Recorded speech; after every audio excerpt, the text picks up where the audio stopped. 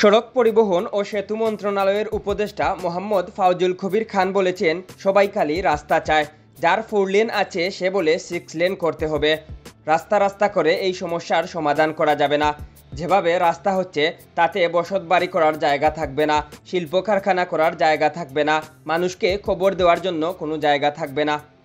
রাস্তা রাস্তা করলে আমরা এগুতে পারবো না। রাস্তার পাশাপাশি রেলের ব্যবহার বাড়াতে হবে, পাশাপাশি নৌপথেরও ব্যবহার বাড়াতে হবে। বুধবার 8 অক্টোবর দুপুরে ঢাকা সিলেট মহাসড়কে যানজট নিরসনে নেওয়া কাজের অগ্রগতি দেখতে ব্রাহ্মণবাড়িয়ার সরাইল বিশ্ব রোড মোড়ে গিয়ে উপদেষ্টা এসব কথা বলেন। তিনি বলেন, যানজট শুধু রাস্তার সমস্যা নয়, এখানে ট্রাফিক শৃঙ্খলার অভাব রয়েছে। যানবাহনগুলো এলোমেলোভাবে চলাচল করে থাকে। ফাউজুল কবির খান আরও বলেন, এখানে ফ্লাইওভার করতে হবে, এর জন্য অর্থ বরাদ্দ দেওয়া হবে, প্রকল্প প্রণয়ন করা হবে। কাজের অগ্রগতি দেখার জন্য এখানে 12 জন অফিসার পোস্টিং দেওয়া হয়েছে। এখানে ক্যাম্প করে দেওয়া হয়েছে, তাদের বলা হয়েছে এখান থেকে কাজ করার জন্য। এদের কেউ যদি এখানে না থাকে আমাকে জানালে সঙ্গে সঙ্গে বরখাস্ত করা হবে। এক প্রশ্নের জবাবে উপদেষ্টা বলেন, পাইপলাইনে গ্যাসের কথা ভুলে যান, শিল্প কারখানা ছাড়া আর কোথাও পাইপলাইনের গ্যাস দেওয়া হবে না, এলপি গ্যাসে অভ্যস্ত হয়ে যান।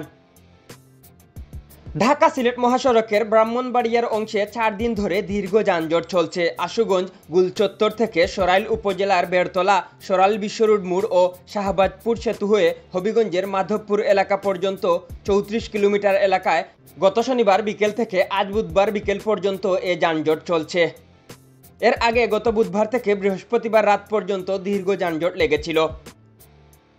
সহজ জেলা ও পুলিশ প্রশাসন সূত্রে জানা গেছে, ভারতকে ট্রানজিট সুবিধা দেওয়ার লক্ষ্যে ব্রাহ্মণবাড়িয়ার আশুগঞ্জ নৌবন্দর থেকে সরাইল বিশ্ব রোড মোড় হয়ে আখাউড়া স্থলবন্দর পর্যন্ত 5,791 কোটি টাকা ব্যয়ে 50.58 কিলোমিটার মহাসড়কে 4 লেন উন্নীতকরণের কাজ গত 8 বছর ধরে ধীর গতিতে চলছে। কাজটি বাস্তবায়ন করছে ভারতীয় ঠিকাদারি প্রতিষ্ঠান এফকন ইনফ্রাস্ট্রাকচার লিমিটেড। গত 5 আগস্টে রাজনৈতিক পট পরিবর্তনের পর দেশি অর্থ ও ভারতীয় ঋণে চলমান এই প্রকল্পের কাজ বন্ধ হয়ে যায়। ভারতীয় ঠিকাদারি প্রতিষ্ঠানের কর্মকর্তারা কাজ ফেলে দেশে ফিরে যান। 3 মাস পর তারা আবার দেশে ফিরে কাজ শুরু করেন। এর মধ্যে তাদের অনেক মালামাল খোয়া যায়, এতে কাজের গতি আরও কমে যায়। ভারতীয় ঠিকাদারি প্রতিষ্ঠানের দাবি মেটাতে গত মাসের শেষের দিকে আরও 163 কোটি টাকা বরাদ্দ দিয়েছে সরকার।